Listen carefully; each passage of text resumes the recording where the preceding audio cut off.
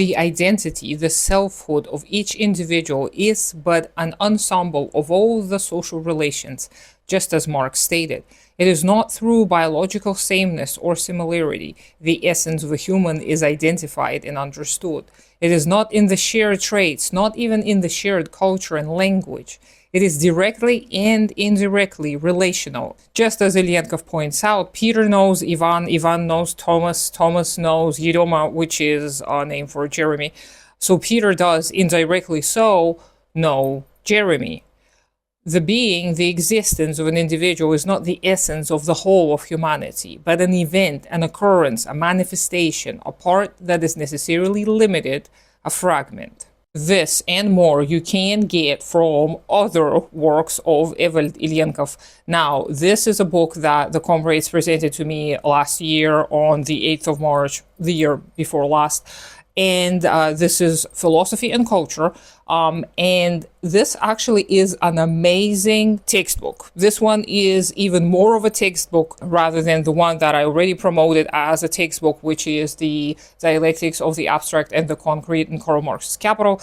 Yes, that one is also crafted a lot like a textbook, but this one even more so, because this one contains many little essays. Some are just a couple of pages long. They're very easy to read. They're much easier to digest, especially if you are familiar with some of the Ilyenkov's texts.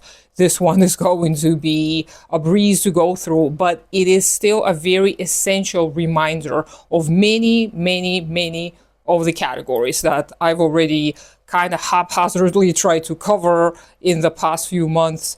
But he touches upon the dialectics of the ideal when it deals with personhood. So what makes us who we are as an individual? So he argues, obviously, just as Marx would, that an individual is absolutely somebody we can study, or something, a subject matter we can study using the dialectical method.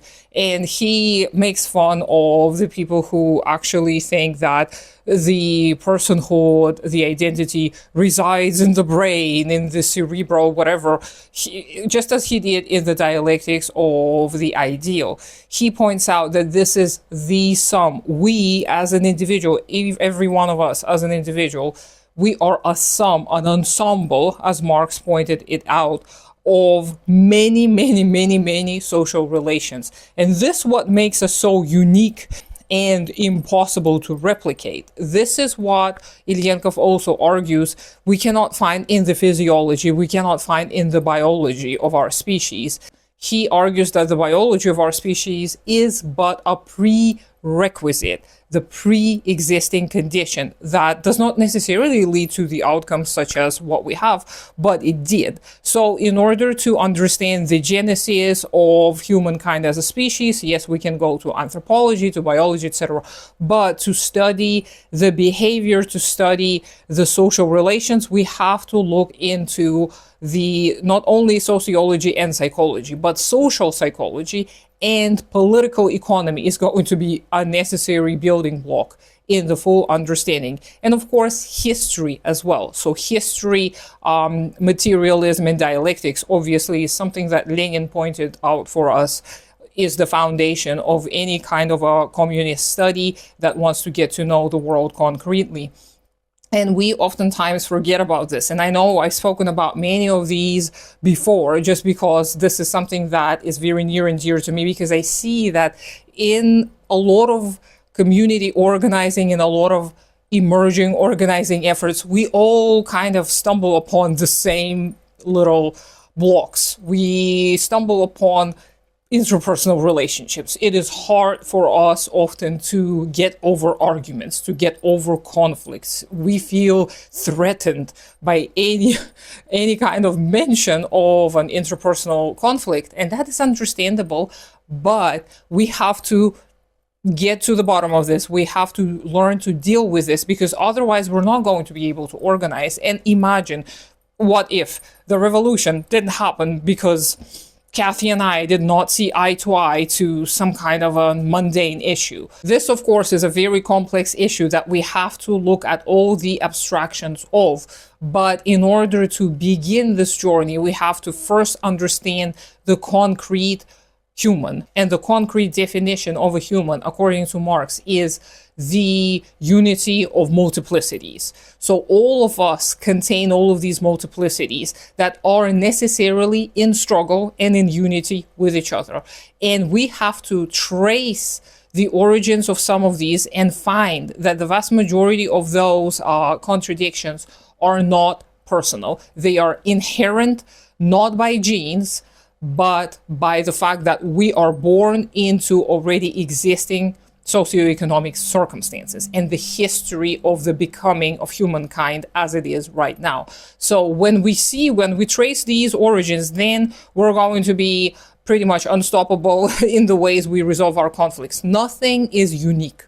None of our issues are unique ever. You look at the Odyssey, they had the same issues. You look at any other classical piece of work, you look at Shakespeare, they had the same questions. What makes a person a person?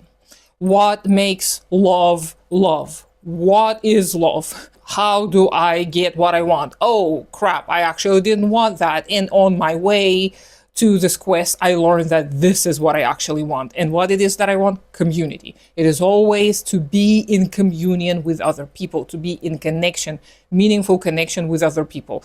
And this drive towards relationships, towards community, this is not a flaw. This is something that led our species become what it is. This is what thinking matter, so to speak, in the form of humans does. It seeks to incorporate as much brain power as it can into itself so it can continue to learn and continue to understand and continue to relate.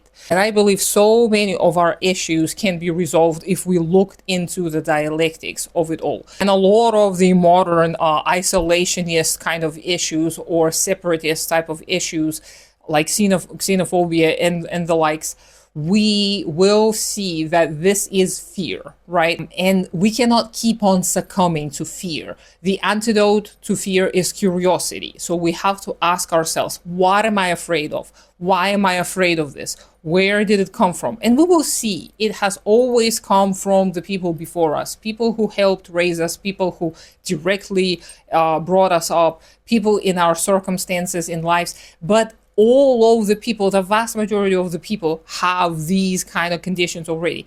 And it is not impossible to overcome. Your case, my case, nobody's case is so unique that it grants complete loss of hope. We can always find ways to relate, and we must. This is the only way that communism is going to win. If we all, or as many of us as possible, come together, put our heads together and start thinking, how do we make it happen? How do we improve our own lives? How do we govern over our own lives? What is necessary to do so that we do not repeat the same mistakes over and over and over again? And of course, Ilyenkov is going to be very, very helpful in the whys and in the actual answers to the questions that many, many thinkers before him have asked. And he actually pays homage to a lot of these philosophers in this work and in many of his others. To Spinoza, he dedicates a beautiful little piece in this collection of works as well. I will try and find these works translated into English. I'm sure at least a few are translated.